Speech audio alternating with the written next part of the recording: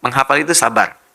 Pelan-pelan, iringi dengan takwa. Biasanya kalau sudah takwa itu Masya Allah, ada orang yang diberikan kemuliaan oleh Allah dengan amalan takwanya. Baru dibacakan, langsung tertanam Al-Quran dalam jiwanya.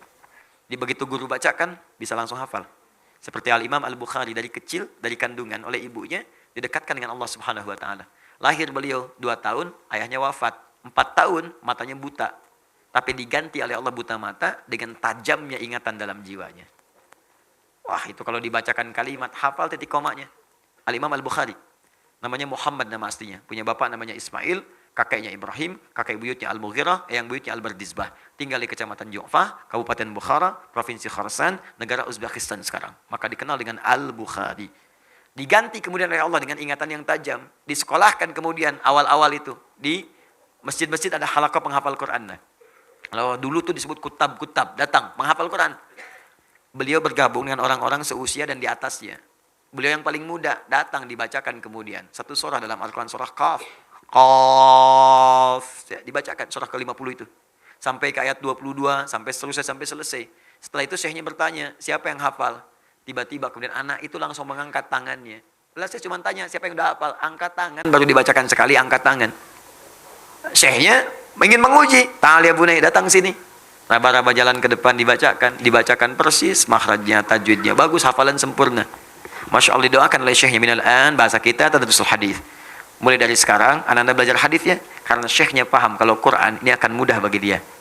Maaf, jangankan bagi yang pintar, yang biasa pun Quran itu ada jaminan dari Allah kemudahannya. Di Quran itu nggak ada batas manusia.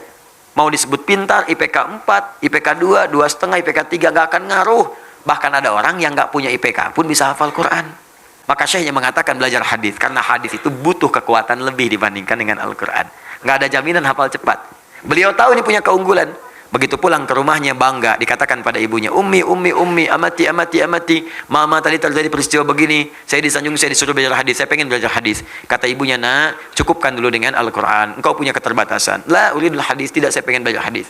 Sampai kemudian beliau berpisah dengan ibunya, meraba jalan masuk kamarnya. Ibunya melihat itu haru, masuk ke mihrabnya, hamparkan sajadah, berdoa kepada Allah. Ya Al-Basir, Ya Alladhi ala kulli syai'in qadir, a'id basirat abni. Ya Allah, Ya Allah, Ya Allah, yang punya sifat menatap dengan tajam, yang maha mengawasi, mohon kembalikan penglihatan anak saya. Engkau yang maha mampu ya Allah, tidak ada batas bagimu. Ketika berdoa, lelah, capek, tertidur dari air mata, mimpi Nabi Ibrahim. Bertemu dengan Nabi Ibrahim. Dikatakan kepadanya, anakmu akan melihat lagi. Jadi begitu ibunya berkata, Ya Al-Basir, Ya Alladhi ala kulli syai'in qadir, Al-Bukhari sedang mengulang hafalan ayat Qur'annya. Sedang mengulang surat Qaf tadi. Sampai di surah itu, di ayat ke-22. Mengatakan, Laqad kunta fi ghaflatin min hadha. Fakashafna anka ghita'aka wa basaruka al-yawma hadid.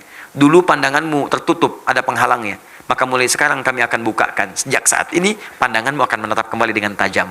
Sebetulnya ayat ini ayat akhirat. Tentang kondisi orang-orang yang di akhirat, tadinya di dunia buta, dibukakan di akhirat. Tapi itu diturunkan kemuliaannya di dunia untuk Imam Al-Bukhari. Saking takwanya, orang tuanya dekat dengan Allah. Diberikan oleh Allah satu kemuliaan. Tiba-tiba dibuka, bisa melihat kembali. Kaget, lompat. Kejar ibunya. Ummi laqad ra'ait. Mama, saya bisa lihat lagi. Saya bisa lihat lagi. Ibunya kaget, bangun. Jadi peluk anaknya, rubbama ra'aita biqalbik. Nah, mungkin ananda melihat dengan hati. Kata Al-Bukhari, la bal bi'aini. Saya lihat dengan mata, Ma. Mau pakai baju ini. Di hadapan kita ada benda-benda begini. Berpelukan keduanya. Berpelukan. Masya Allah. Ingat bapaknya lagi. Setelah itu belajar hadis sampai menuliskan Sahih Al-Bukhari selama 16 tahun. Sebagian ditulis kemudian di Masjid Al-Haram, disempurnakan kemudian di Masjid Nabi. Setiap mau nulis satu hadis, sholat dulu 2 rakaat. Sholat berhujah di hadapan Allah dan Rasulnya di hari kiamat nanti. Selesailah Sahih Al-Bukhari. Itu di antara kisahnya. Dan semuanya akan gampang ketika dekat dengan Allah. Jangankan Al-Quran, hadis pun akan diberikan dengan izin Allah Subhanahu wa ta'ala. Yang penting ikhlas.